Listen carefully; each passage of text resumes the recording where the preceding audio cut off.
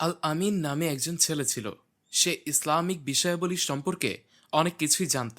তা সবার মাঝে ছড়িয়ে দিতে পছন্দ করত, তাই সবাই তাকে খুব ভালোবাসত। একবার তার বন্ধু রিজওয়ান তার কাছে শবে মেরাজের ঘটনা জানতে চায়। পরে সে তার বন্ধুকে শবে মেরাজ নিয়ে বোঝায়। আসসালামু আলাইকুম। ওয়ালাইকুম আসসালাম। তুমি কোথায় যাচ্ছ?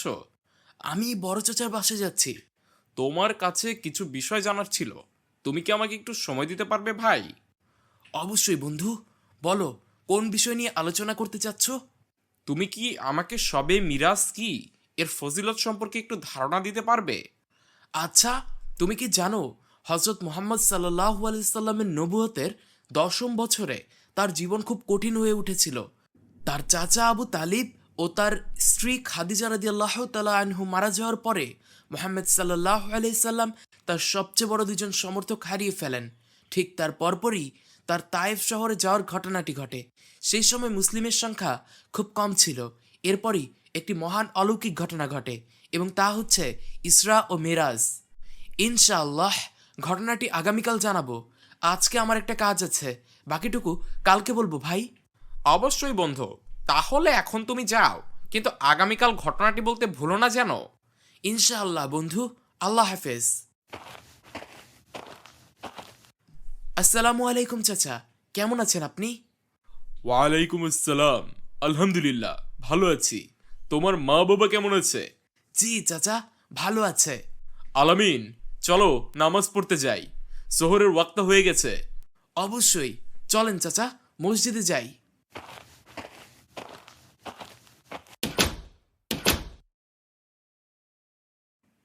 আসসালামু আলাইকুম আন্টি। ওয়ালাইকুম সালাম। কেমন আছেন? আলহামদুলিল্লাহ, আল্লাহ তাআলা আমাদের ভালো রেখেছে। তোমার বাসার সবাই কেমন আছে? আলহামদুলিল্লাহ, ভালো আছে। আন্টি, আলামিন কোথায়? ও তো কোরআন মাজিদ পাঠ করছে, আমি ডেকে দিচ্ছি। আসসালামু আলাইকুম বন্ধু। ওয়ালাইকুম আসসালাম। ভালো হয়েছে তুমি এসেছো। শবে মিরাজের বাকি ইতিহাসটা জানতে এসেছি বন্ধু। এই বিষয়ে প্রশ্ন ছিল কিছু। এই অলৌকিক ঘটনাটি কখন ঘটেছিল আর ইসরা কি? তাহলে শোনো, এই অলৌকিক যাত্রাটি রাতের সময় হয়েছিল এবং আল্লাহ তাআলা রাসূল সাল্লাল্লাহু আলাইহি সাল্লাম নিয়ে যাওয়ার জন্য জান্নাত থেকে একটি খুব সুন্দর ঘোড়া পাঠিয়েছিলেন, যার নাম ছিল বোরাক। কাবাঘর থেকে ফিলিস্তিনের জেরুজালেমের মসজিদ আল আকসা পর্যন্ত যাওয়ার যাত্রাকে ইসরা বলা হয় এবং আল আকসা মসজিদ থেকে আকাশ পর্যন্ত যাত্রাকে মেরাজ বলা হয়। আচ্ছা, তাহলে পুরো ঘটনাটা আমাকে বলো। একদিন হজরত মোহাম্মদ সাল্লাল্লাহু আলাইহি সাল্লাম এক রাতে মক্কায় এশার সালাত আদায় করার পর কাবা ঘরের পাশে বিশ্রাম নিচ্ছিলেন। এমন সময় ফেরেশতা জিব্রাইল আলাইহিসসালাম আল বোরাক নামের একটি ঘোড়া নিয়ে আসেন। সবার আগে জিব্রাইল আলাইহিসসালাম মোহাম্মদ সাল্লাল্লাহু আলাইহি সাল্লামের বুক খুলে তার হৃদয়টাকে বের করে জমজম কর পানি দিয়ে ধুয়ে নেন। এরপর এটি আবার বুকের ভিতর রেখে দেন। ফেরেশতা মোহাম্মদ সাল্লাল্লাহু আলাইহি সাল্লামকে বোরাকে উঠতে অনুরোধ করেন। সাথে সাথে বোরাক উড়তে শুরু করে। অলৌকিক সেই প্রাণীটি দ্রুততার সাথে পবিত্র জায়গায় পৌঁছে যায়, যেটি ছিল মসজিদ আল আকসা। তারপর মোহাম্মদ সাল্লাল্লাহু আলাইহি সাল্লাম মসজিদে প্রবেশ করেন। তাহলে কি তার যাত্রা মসজিদ আল আকসাতে যাওয়া পর্যন্ত শেষ হয়ে গিয়েছিল? যদিও নবী মক্কা থেকে মসজিদ আল আকসা পর্যন্ত গিয়েছিলেন, কিন্তু মোহাম্মদ সাল্লাল্লাহু আলাইহি সাল্লামের জন্য আরও একটি যাত্রা অপেক্ষা করছিল। আল্লাহ তাআলা কেন নবী সাল্লাল্লাহু আলাইহি সাল্লামকে আসমানে তুলে নিয়ে গিয়েছিলেন? আল্লাহ তাআলা স্বয়ং মুহাম্মদ সাল্লাল্লাহু আলাইহি সাল্লামের কাছে সাক্ষাৎ করবেন বলে জিব্রাইল আলাইহিস সাল্লামের দ্বারা নবীকে উঠিয়ে নিয়েছেন। সেই দিন মহান আল্লাহ তার রাসূল সাল্লাল্লাহু আলাইহি সাল্লাম প্রতিদিনের ইবাদতের ব্যাপারে কথা বলেছিলেন। প্রথমে প্রতিদিন 50 ওয়াক্তের নামাজ আদায়ের নির্দেশ দেওয়া হয়েছিল।